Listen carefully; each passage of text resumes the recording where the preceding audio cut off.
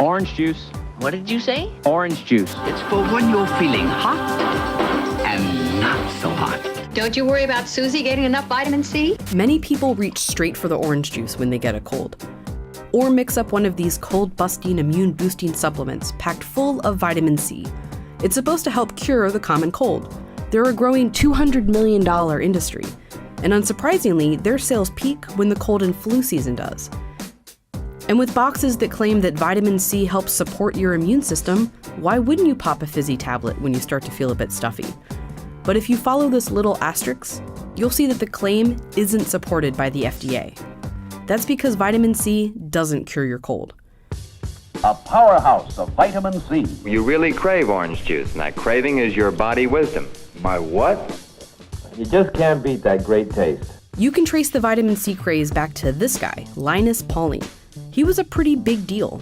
He won a Nobel Prize for his work with quantum chemistry and a Nobel Peace Prize in the 60s for his anti-nuclear weapon advocacy. So when he came out with a book in 1970 claiming that vitamin C could help you avoid colds and improve your health, it took off. Americans cleared drugstore shelves. Newspapers wrote that the sales were not to be sneezed at and called it the Great Cold Rush. But the medical community was cold to Pauling's cold claims. For one, they weren't based on any actual science. Pauling had personally started taking vitamin C at the suggestion of a friend, and he got less colds. The criticism, of course, was that just because it happened to him, it didn't make it a real study, which Pauling admitted to and asked that someone actually do one. But doctors already knew that taking large amounts of vitamin C wasn't the best idea. Adults only need 75 to 90 milligrams of vitamin C a day. It's found in a ton of different foods. Most people are eating enough vitamin C in their normal diet for a healthy immune system. But Pauling's book suggested taking 2,000 milligrams or more a day, 22 times the amount you really need. Just because vitamin C is good for you doesn't mean that taking more is better for you.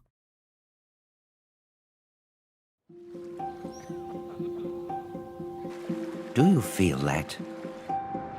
That's the feeling of awe.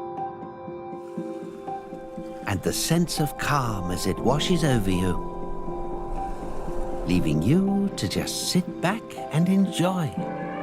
Let all your travel worries drift away thanks to 24/7 help with the Travelocity Customer First Guarantee. Travelocity. Wander wisely. A review of 46 different scientific trials with more than 11,000 participants found that taking vitamin C supplements regularly doesn't prevent you from getting colds. It can reduce the length of your cold by a meager 8%, less than half a day, but taking a supplement at the beginning of a cold doesn't make it go away faster. Vitamin C was found to be most useful for people engaged in intense physical exercise, like marathon runners. But for most people, routine supplementation is not justified. And taking extra vitamin C can result in a classic too much of a good thing. That 2,000 milligrams Pauling recommended is the amount in 2 emergencies. It's also the threshold of how much you can take before you may start to feel cramping or have diarrhea or nausea. It could get worse.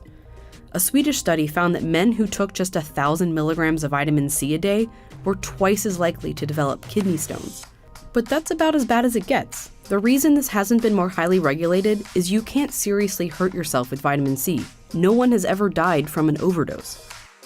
Pauling himself said he used to take up to 30,000 milligrams. It probably gave him tummy troubles, but he was otherwise fine. So what will help your cold? For one, hydration. Sure, you can still have that orange juice, but just plain water or clear broth will do the trick too. Things like decongestants, ibuprofen, vapor rubs, they help ease the symptoms of a cold, but they don't necessarily shorten it. The best way to cure a cold is rest. Let your immune system do its thing. And don't worry too much about vitamin C.